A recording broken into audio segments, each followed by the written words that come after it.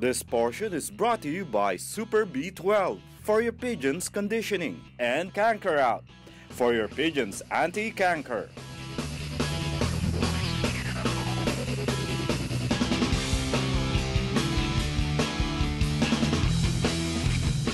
Magandang umaga mga ka-Agri TV.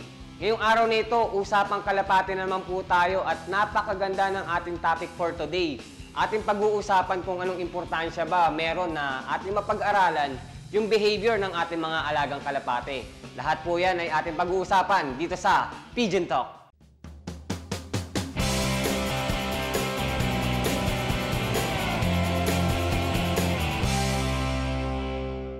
Napaka-importante na mapag-aralan natin or maobserbahan natin yung behavior bawat isa ng ating mga alagang kalapate. Lalong-lalo na yung mga panlaban.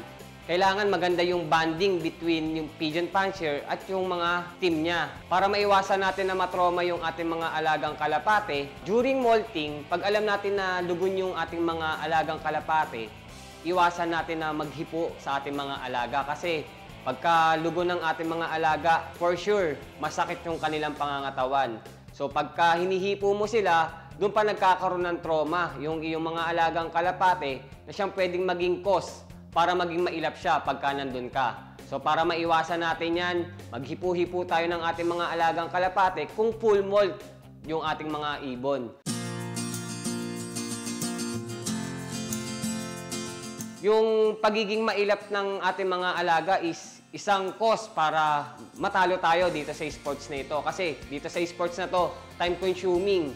So pagpasok ng iyong alaga, pag may trauma sa'yo yung iyong alaga, for sure, maghahabulan kayo sa loop at hindi mo agad-agad makukuha yung sticker na siyang ite-text mo para maiklak yung mga alagang kalapate.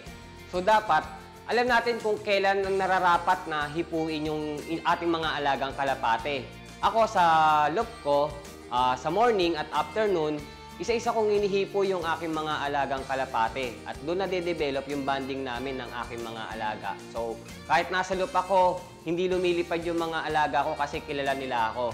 At hindi nila na-encounter na hinihipo ko sila during molting, so naiwasan ko yung matroma sila sa akin dahil nung stage ng molting, iniwasan ko talaga silang hawakan na siyang pwedeng mag-cause para maging matroma sila sa akin. So, napaka-importante na ma-develop natin yung bonding ng pigeon fancier at ng alaga nating kalapate. Hatid po yan ng Pantluch Enterprises. Mula Similya hanggang Carrera, may laban ka. Jason Kaunan po para sa Pigeon Talk ng Agri TV. Hype ang galing!